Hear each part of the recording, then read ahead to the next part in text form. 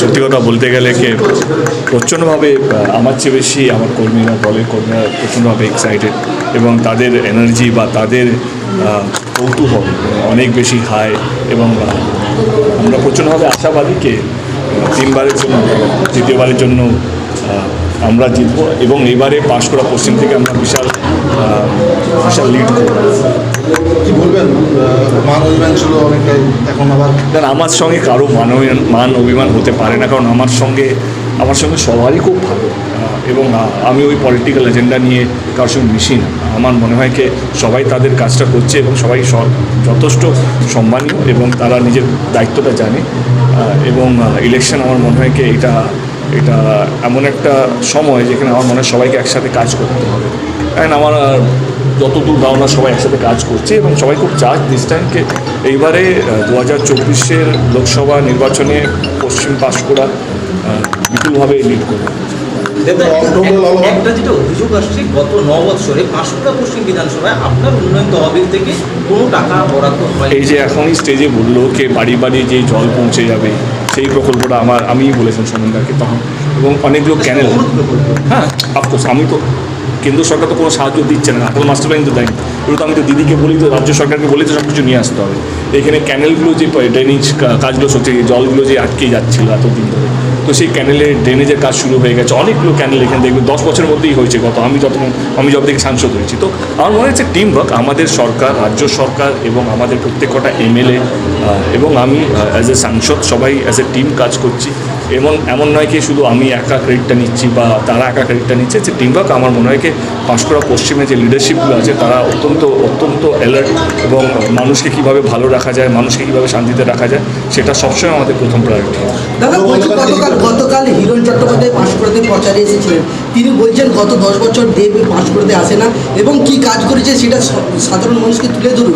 তাহলে আজকে তো বললাম, এখনই তো বললাম, আমার মনে হয় এগুলো রাজনীতির ভাষা। আমার মনে হয় কি ভোট এলেই এই ভাষাগুলো উচ্চারণ করতে হয়, দেখা যায় না। আমার তো মনে হয় ওনাকেই দেখা যায় না, উনি তো ঘাটালে পাঁশকুড়া পশ্চিমে তো মানুষই না, উনি তো এখানে থাকার ইনকাম কী করে উনি দেখবেন বা জানবেন বা বুঝবেন। আমার মনে হয় কি গ্রাউন্ড লেভেলে থেকে মানুষের পরিষেবা কী পেয়েছে কি পায়নি সেটা যদি উনি গ্রাউন্ড লেভেলে এমনি পলিটিক্যাল ভাষণ না দিয়ে গ্রাউন্ড লেভেলে বাড়ি বাড়ি গিয়ে যদি দেখেন মানুষ কতটা কাজ সরকার থেকে পেয়েছে বা আমাদের থেকে পেয়েছে, আমি তো একা তো কিছু না, আমি তো দলেরই একজন, আমাদের থেকে পেয়েছে কিনা তাহলে আরও ভালো করে বুঝতে পারবে। এবং যেই আরও দোষারোপ যেটা চলছে আমার মনে হয় সেটা পুরোপুরি রাজনীতির ভাষা। আমি সেই রাজনীতির ভাষা বিশ্বাস করি না, কারণ আমার কাছে মনে হয় কি সবাই যোগ্য সম্মান পাক, সে আমার বিরোধী দল হোক বা তাদের কর্মীরা হোক, তারা যেন সম্মান পাবে, কাজ করতে পারে। বিরোধী দলের বারবার আক্রমণ করছেন, সিবিআইয়ের একটা তুলে মঞ্চে উঠেই তো বললাম, আজকে না 3 বছর ধরে বলছি, কারো কাছে যদি কোনো ভুল থাকে কে দেই, আমি তো হাসিমুখে যাচ্ছি, হাসিমুখে বেরোচ্ছি। দিদা একটা কথা আপনার মুখেই শোনা গিয়েছিল রাজনৈতিক সন্ন্যাস নেওয়ার কথা, পরবর্তীকালে আবার আপনার দলের সুপ্রিমো যিনি তার সাথে কথা বললেন। আমার কাছে আমাকে এখন কেমন লাগছে, মানে এই যে দেখুন সেই যে দেবকে কিন্তু 2014 যে প্লাবন ছিল তার আমার এইটা আজকে না, আমার মনে হয় আরামবাগে যেদিন আমি সন্ন্যাস নেওয়ার পর প্রথমবার দিদির সঙ্গে মঞ্চে যখন উঠেছিলাম, দিদি আমাকে বলে এই তুমি বলছিলে তুমি ছেড়ে দেবে, এই দেখো মানুষ এখনও তোমাকে ভালোবাসে। তো মানুষ, আমি এমন কোনো কাজ করিনি আমার এই 10 বছরের রাজনীতি ক্যারিয়ারের মধ্যে গিয়ে মানুষ আমার উপরে ক্ষোভে থাকবে বা মানুষের আমার উপরে রাগ থাকবে। যারা প্রার্থী হিসেবে আমার অপোজিটে দাঁড়াচ্ছে তাদের বক্তব্য থাকতেই পারে, কারণ সেটা রাজনীতির ভাষা। আদারওয়াইজ আমার মনে হয় না আমি এমন কোনো কাজ করেছি যাতে আমার মুখ লুকোতে হবে বা মানুষের টাকা নিয়ে নিজের সংসার চালাচ্ছি, সেটা তো নয়। আর আমি তো এমনও নয় যে সিবিআই ইডির ভয়ে আমি আমার দল চেঞ্জ করেছি। দাদা আজকে অর্জুন সিং এবং দিব্যেন্দু অধিকারী বিজেপি ছেড়ে আমি কি বলবো এটা নিয়ে, তারা জানে ভালো কোনটায় কি হবে, এখানে আমার তো কিছু বলার নেই। সব ব্যাপারে নাক তোলা তো তার তো কোনো মানে নেই। বাইরের একটা প্রশ্ন করছি, 2014 সালে আপনার ক্যাম্পেইন আমি কভার করেছি, তখন আপনি মধ্য গগনে যতদূর মনে হচ্ছে তখন কমার্শিয়াল সিনেমাতে দেব মানেই একটা হাতছক বাংলার বুকে। সময় বদলেছে একেবারে, মানে মানুষের রুচি বদলেছে, এখন আর সেইভাবে কমার্শিয়াল সিনেমা হলে রিলিজ করে না, হল বন্ধ হয়ে গেছে, এখন ওটিটি প্ল্যাটফর্মগুলোতে সিনেমা দেখছেন দেবেন। তারপরেও দেবকে দেখার জন্য এই যে একটা মানুষের উন্মাদনা, কোথাও কি সেইটা আপনাকে তারকা এইটা জায়গাটা এখনো মানুষ আপনাকে মনে রেখেছে? ভালো সৎ আর ভালো মানুষ হলে মানুষ সেটা বুঝতে পারে, চিনতে পারে এবং তার প্রতি একটা আকর্ষণ, একটা ভালোবাসা থেকেই যায়।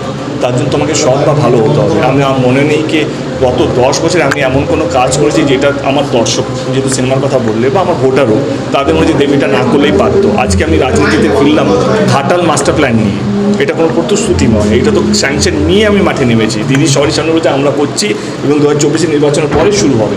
তো আমি ওই ধান্দাবাজ নয় যে এই দলে গেলাম বা ওই কী পাচ্ছি, আমি ব্যক্তিগতভাবে কী সুবিধা হচ্ছে তা নয়। এখনও আমার যদি তুমি জিজ্ঞেস করো ব্যক্তিগতভাবে লস হতে পারে, কিন্তু মানুষের ভালো করার জন্য মানুষ, এই যে আজকে বন্যা নিয়ে আলোচনা হচ্ছে, পাঁশকুড়াও তো একটা মাস্টার প্ল্যানের একটা বড় অংশ, কারণ এখানেও তো জল জমে, এখানেও নদীর জলগুলো বেরিয়ে আসে, অনেকগুলো কাজ হচ্ছে। কিন্তু এই যে এইটাই বলে রাজনীতি, আসল রাজনীতি হচ্ছে কি আসলে মানুষের জন্য কি করছে কি, মানে এটা তো নিজের ব্যাংক ব্যালেন্স বাড়ানোর একটা জায়গা নয়, বা এটা তো রিটায়ারমেন্ট প্ল্যান নয় কে ভাই আমার বয়স হয়ে গেছে, আমার কেরিয়ার চলছে না বলে আমি ঝাঁপিয়ে পড়লাম পলিটিক্স করার জন্য, কারণ এটা আমার সেকেন্ড ইনিং। যদি আমার মনে হয় কি তারকা দেবের তাহলে একটা পার্সেন্টেজ ভোট ব্যাংক বাঁধা রয়েছে।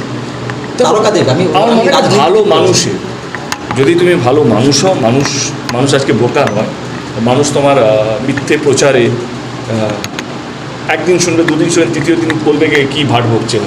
আমার তো দেবকে এটা দেখে মনে হয় না, এবং তার কাজ দেখে এটা মনে হয় না। তো আমার মনে হয় কি মানুষ বোঝে, মানুষ জানে, সবাই শিক্ষিত, সবাই বুড়ো আঙুলের তলা মোবাইল দেখে ঘেটে নেয় কি কোনটা ঠিক কোনটা বেঠিক।